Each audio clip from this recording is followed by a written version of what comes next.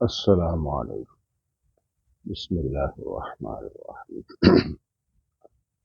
ایک ساتھی نے پاکستان کے عالم دین مولانا عبدالواحد قریشی صاحب کا ایک کلپ بھیج کر کے، جس میں وہ بخاری میں موجود روایت جو عطا ابن ابی رباح رحمۃ اللہ علیہ سے ہے کہ امن ابن الزبیر ومن وراءہ حتی ان للمسجد للجۃ، یہ کہ ابن الزبیر رضی اللہ عنہ اور ان کے پیچھے جو لوگ تھے انہوں نے آمین کہی، اور وہ اتنی بلند آواز سے تھی کہ مسجد کے اندر ایک طرح سے گونج آ گئی۔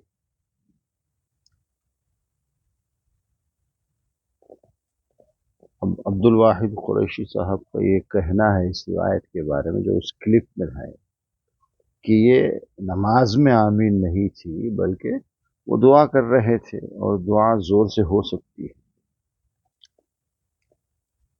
لیکن ہم سب جانتے ہیں کہ امام بخاری رحمۃ اللہ علیہ اور آپ کی جو کتاب صحیح بخاری ہے، جسے ساری امت نے قرآن مجید کے بعد سب سے صحیح کہا ہے،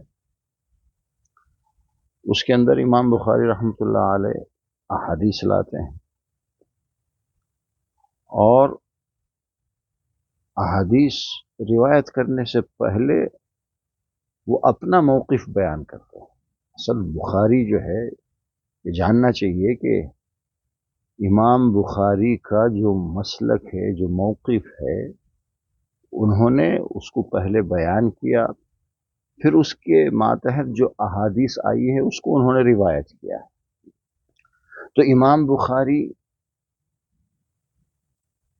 کی جو رائے ہے کہ آمین بالجہر ہو یا بالسر ہو، آہستہ سے ہو، تو امام بخاری صاف یہ کہتے ہیں کہ جہری نمازوں میں امام اور مقتدی سارے بالجہر آمین کہیں گے، یعنی آواز سے کہیں گے، یہ ان کا موقف ہے۔ اسی موقف کو انہوں نے بخاری شریف میں بیان کیا ہے، اور وہ حدیث وہ یہ نہیں لائے ہیں، اپنا موقف جسے ہم تراجم بخاری کہتے ہیں، یعنی بخاری میں ترجمۃ الباب ہوتا ہے، ایک سبجیکٹ بیان کرنے سے پہلے وہ اپنا ایک ہیڈنگ لگاتے ہیں، ایک عنوان جو ان کا موقف ہوتا ہے۔ اصل یہاں یہ جو روایت انہوں نے جو روایت کی ہے وہ باب صفت الصلاح، کہ نماز کا صحیح طریقہ کیا ہے، اللہ کے نبی کی نماز کیسی تھی، یہ عنوان ہے، یہ ہیڈنگ ہے۔ اس میں انہوں نے یہ بیان کیا ہے کہ جب جماعت کی نماز ہو، امام نماز پڑھا رہا ہو اور سورہ فاتحہ وہ تلاوت کرے جہری نمازوں میں، تو وہ زور سے آمین کہے گا، اور پیچھے جو مقتدی ہیں وہ بھی آمین کہیں گے۔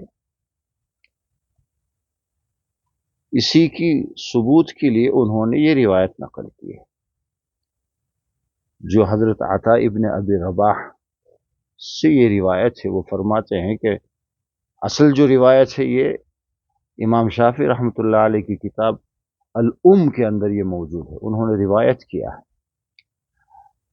وہاں وہ یہ کہتے ہیں کہ میں نے ابن زبیر اور اس کے بعد بھی اماموں کو دیکھا ہے کہ جب وہ نماز پڑھاتے تھے جہری نمازوں میں والضالین کے بعد زور سے وہ آمین کہتے تھے، اور ان کے پیچھے جو لوگ وہ بھی اتنی زور سے آمین کہتے تھے کہ ایک گونج سی پیدا ہوتی تھی، ایک گونج یعنی آواز۔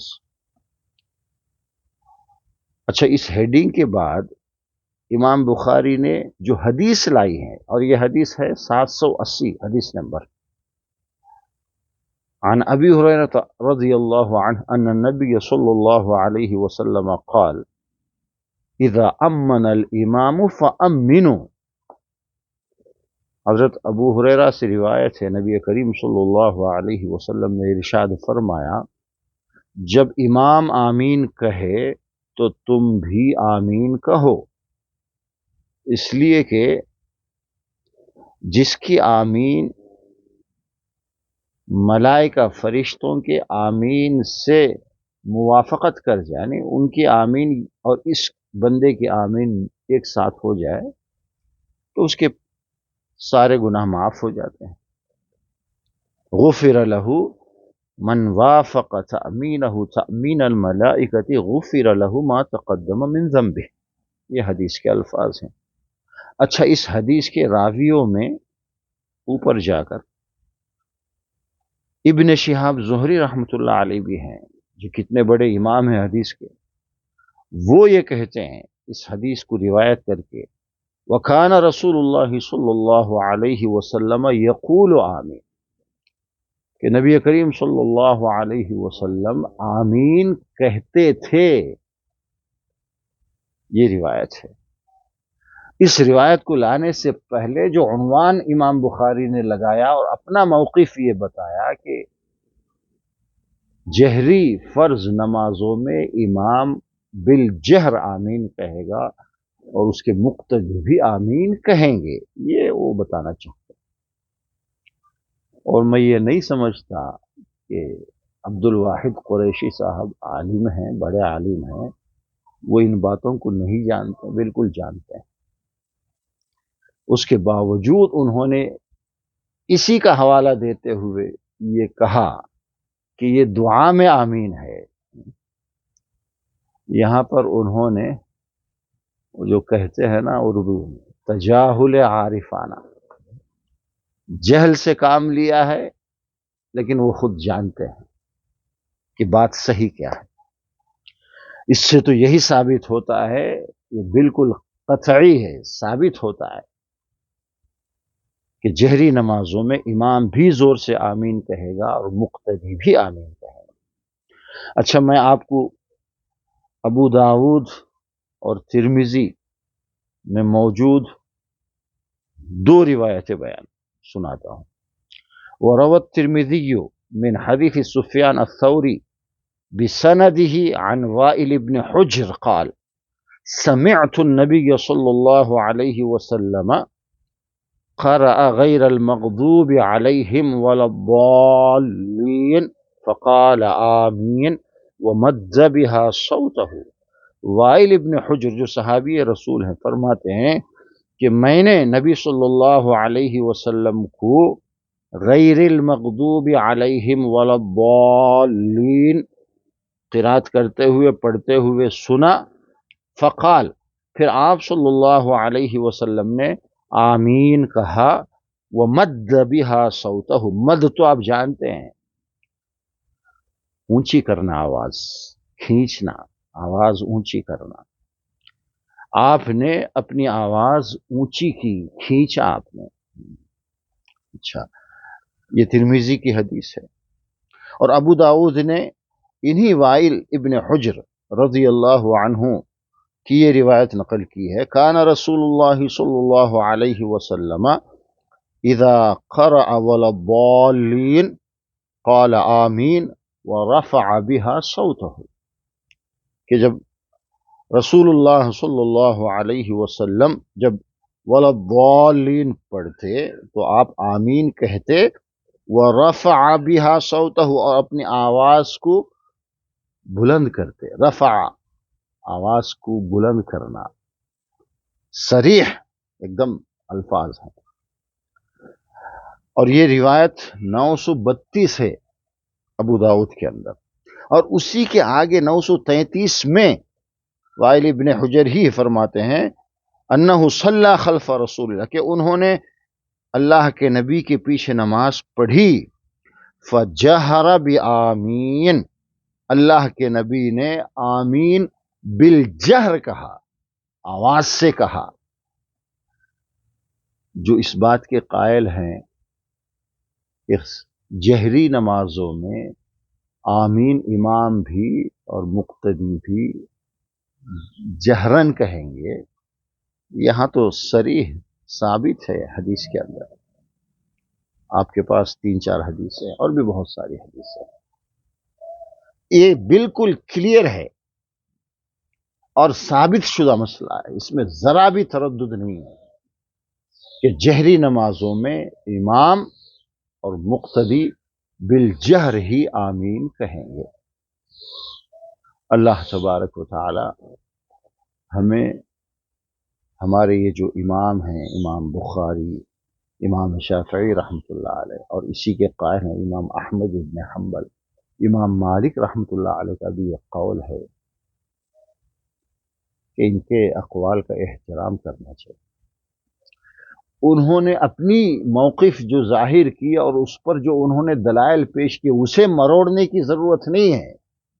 آپ مانو یا نہ مانو، بھائی امام بخاری کا یہ موقف ہے، انہوں نے یہ دلائل پیش کیے ہیں.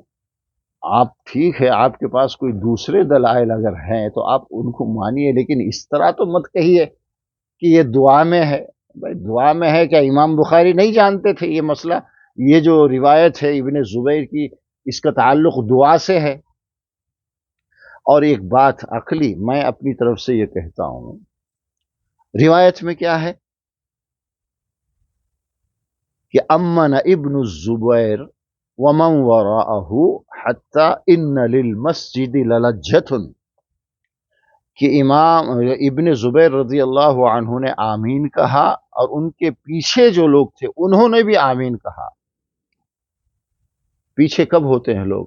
جب آپ نماز پڑھا رہے ہیں، آپ کا رخ قبلے کی طرف ہے، سارے لوگ آپ کے پیچھے وہ بھی قبلہ رخ ہو کر نماز پڑھ رہے ہیں، تب آپ کے پیچھے ہوں گے وہ.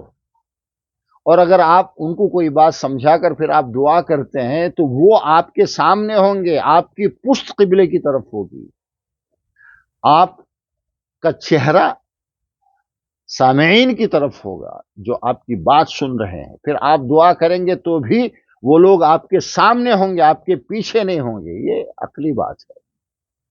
اللہ تبارک و تعالی ہمیں صحیح بات کو قبول کرنے کی توفیق دے، اس میں کوئی برائی نہیں. السلام علیکم.